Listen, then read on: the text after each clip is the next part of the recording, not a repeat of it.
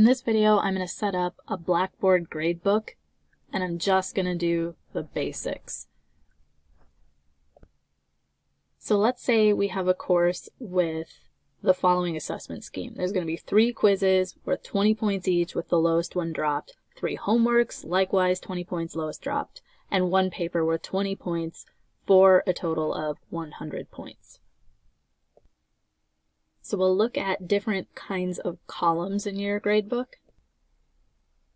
With some kinds of assessments, columns are automatically created. So and these are Blackboard names for kinds of assessments. If you create a test, a survey, an assignment, or a Turnitin assignment, a column will automatically be created and added to Blackboard. Other kinds you'll manually enter, like if you are assigning a paper or an exam that they're completing in hard copy and you're manually entering it or whatever. And then we can also create calculated columns. In our sample gradebook setup, we're going to create 3 quizzes using the test function in Blackboard, so those will be automatically created columns. We're going to create 3 homework columns that will manually enter as if they're submitting it in hard copy, and 1 paper assignment using the assignment assessment. And then we'll create some calculated columns to drop assignments and calculate the final grade. We'll also take a look at categories, how to assign each kind of assessment a category name. This is how we group assessments by category, such as quizzes, homework, and papers. And we'll look at the grading periods function so we can organize the gradebook either by assessment category or by our course timeline. So let's start by setting up 3 quizzes, each worth 20 points. I'm logging in to a sandbox version of a course that I've done very little to set up. I've made a home page, a content area called homepage that is the course entry point, and I've added some stuff to it. I have created 1 test quiz.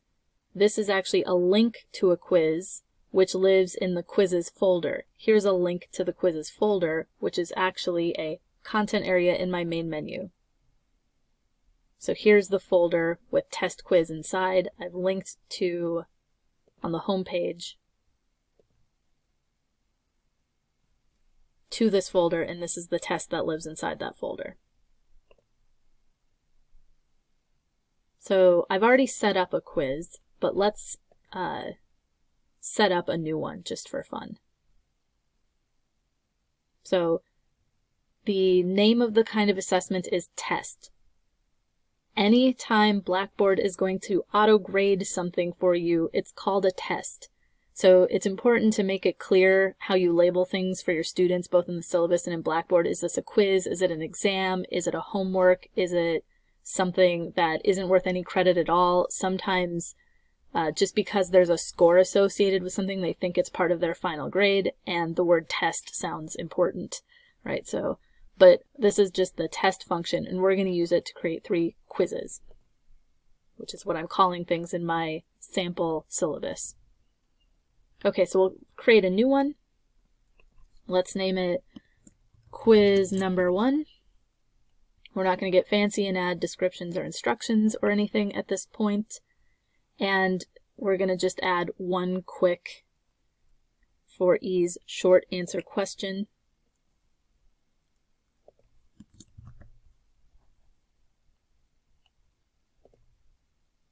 We've added 1 question. I'm going to make that question worth 20 points.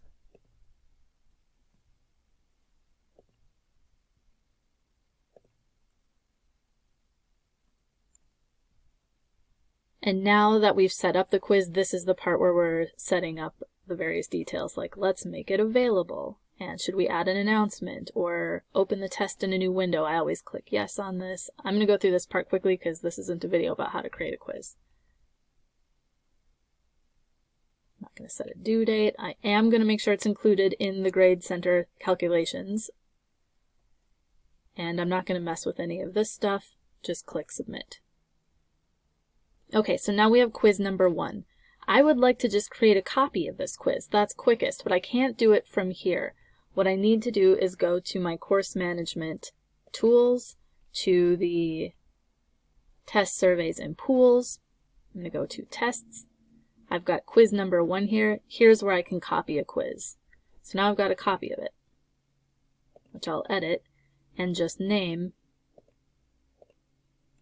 quiz number 2. But I'm otherwise going to leave this 20-point dummy question I've left in, and I'm going to create another one.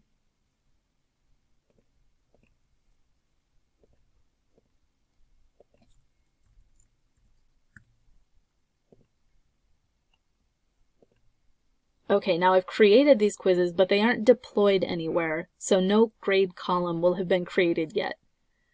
This is deployed in the quizzes folder. So now I'm going to go to the quizzes folder and deploy these 2 quizzes. So before, when I created a test, I had to create new, but now there are 2 quizzes in my existing tests that I've created in the tools area that I can select from. And now we're back to the page where we set up all the stuff. We create a description, decide to open a new window, make it available, add announcements, all the bells and whistles. And let's do it again for the quiz number 3.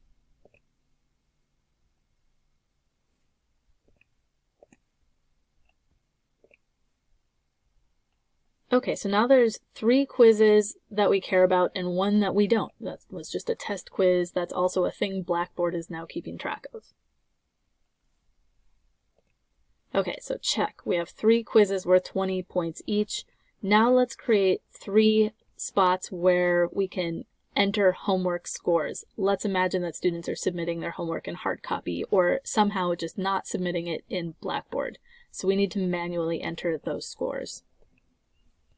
So in Grade Center, now that I have the tools open, so in Grade Center, we've got, you can see columns for the various quizzes we've created in our Grade Center, but we want to make some homework ones. So up here, you can create a column, create a calculated column, or manage the Grade Center. We'll get to this in a little bit. Let's create a column.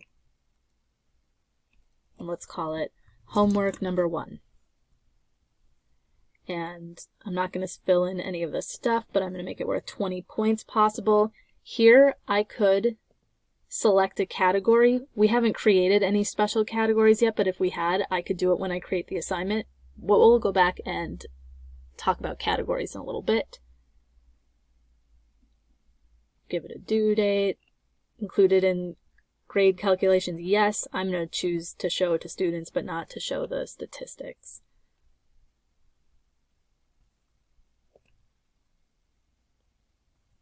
Now let's do that 2 more times. Homework number 2, worth 20 points.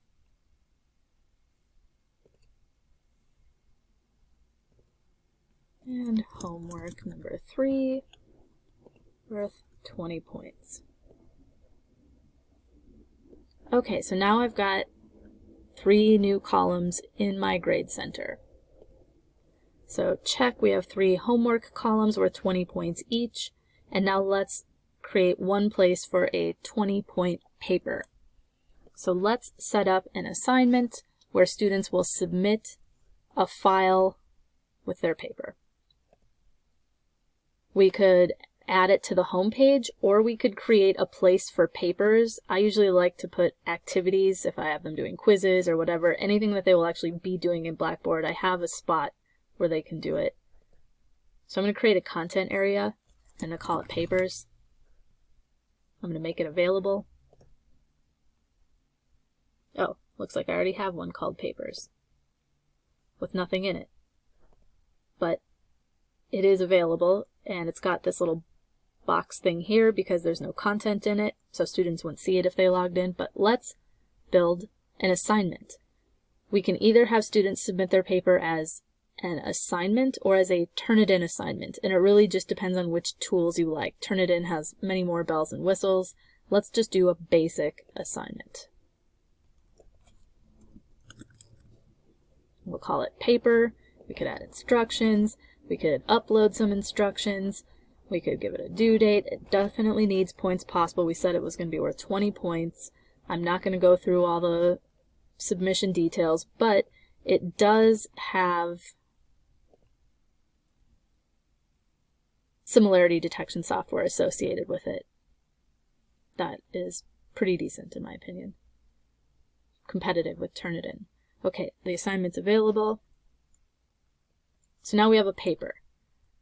We've got our 3 quizzes, we've got a paper, and let's go to our grade center. We have all the things that we want to get set up. Okay, so the first thing that I'm going to do is create categories for each kind of assignment. So now we're looking in the grade center at these options here. We can create columns and we can manage the grade center. And there's a bunch of useful stuff in here. The main things that I use are grading periods, schemas, categories, and column organization. I pretty much never use anything else. Okay, so let's start with categories. It comes with a bunch of pre-built-in categories. For what it's worth, I never use any of those, and I just create ones that match whatever I call things in my syllabus. So quizzes or reading quizzes or whatever. Create one for that. And I want one that's called homework. And I want one that's called papers. Okay, so now I have these ones I named, and it doesn't matter if there's extras, as long as they're the ones that you want. Okay, now I'm also going to create grading periods.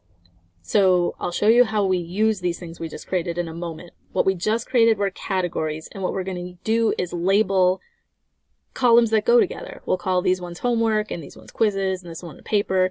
And once we've called quiz 1, 2, and 3 a quiz, but the test quiz is still just listed as it comes called a test, it'll separate these from this, even though they're all made using the test function. And then that's categories, grouping stuff, categorizing. The other thing we're going to use is grading periods, and this helps us to organize the gradebook. So if you get a bunch of stuff in your gradebook, you might want it to display in a certain order. 2 common orders would be by type of assignment, have all the quizzes in a row, have all the homeworks in a row, or by course order. For the sake of this demonstration, we'll just do it by assignment type. So I'm going to create some grading periods. I'm going to create a new one, and I'm going to call it just the kinds of assignments I have. So quizzes I want to group all those together, and I'm not going to organize. You can do fancier stuff, organizing stuff by the date of the course or whatever. I'm not going to do any of that. I'm just going to label it by assignment type. Just the simple stuff. Call another grading period homework, and we'll call another grading period papers. So this is easy. The names for categories and periods are exactly the same for this basic example we're doing. Okay, now that I have categories and grading periods, I'm going to go to column organization. This is where I get a complete list of all the stuff in the course. And when you first look at it, you're going to have all the stuff we just created grouped together into one grading period, or rather, in no grading period. And you can see what category things are currently listed as. So I don't care about anything that's not going to be added into my final grade. I don't care what category or period it says. I just care about the things that I want to figure into my final calculations. So I'm going to select quizzes 1, 2, and 3. I'm going to change their category to quizzes. So now they say quizzes. And for homework, I'm going to change their category to homework. And for the paper, I'm going to change its category to papers. If the grading book gets complicated, it might help to sort of separate these out. So in addition to their category, I can change their grading period. So now I've just moved them up to be under quizzes.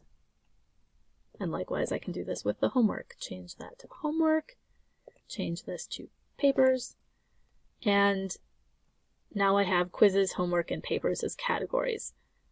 Now, not in a grading period is my totals and stuff. I usually like to create a grading period called totals and make it first, because I just prefer to have my categories I'm interested up front. So now I'm going to go back and create a new grading period, and I'm going to call it totals.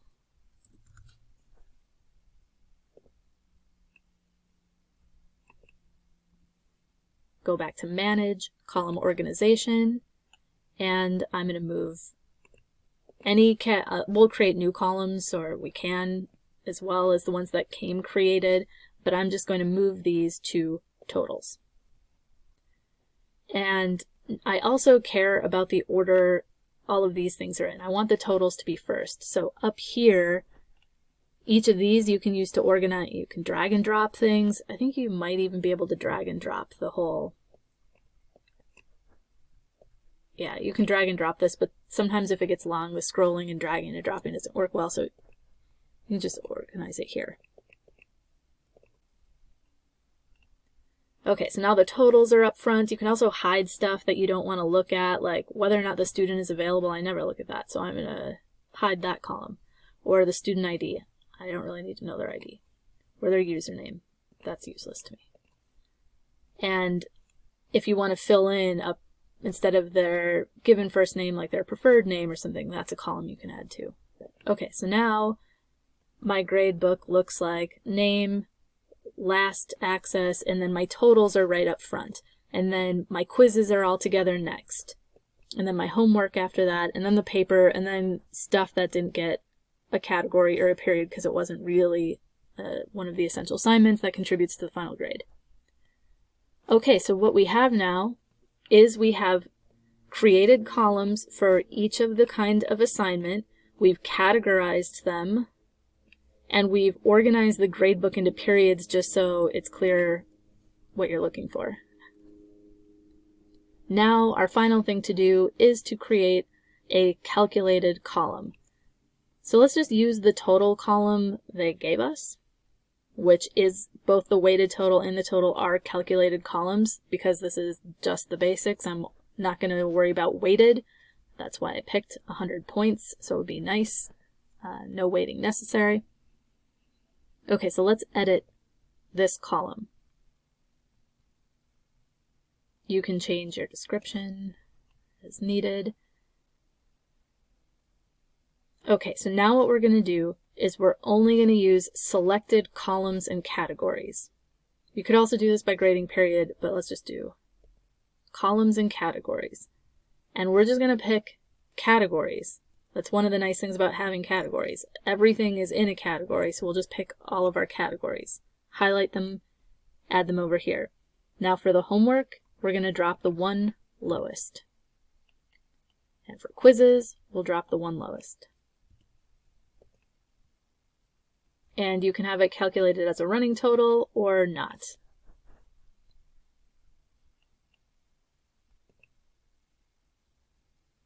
Okay, this is now set up to, let's just manually enter grade. So if somebody actually took the quiz and we graded it, the point values would come up here and would end up over here. But let's say I got a 20 on quiz 1, a 20 on quiz 2, and a 10 on quiz 3. But you can see now in my total so far that it's only accepted my two highest ones. Now for homework, let's say I got a 20, and a 20, and another 10, should be at 40, or 80, 40 new points. And then finally the paper, also worth 20, total is 100. And now if this other thing was like some homework that wasn't really part of the grade, or was like a test quiz that doesn't contribute to their grade, then let's say I scored 40 points on that. That should not contribute to my final grade, which is 100. You can edit how this shows, so it's primarily displayed as a score, but you could display a letter next to it if you wanted, and if you want to change how the letter is calculated, that's what grading schemas are for. So there's a basic one that you can, like how are you assigning letters, here's the one it comes with, but you can either edit that one or you can create a different one. If you use more than one sort of letter to points or whatever grading schema, you can create them here. Okay, so that's the most basic elements of setting up your gradebook.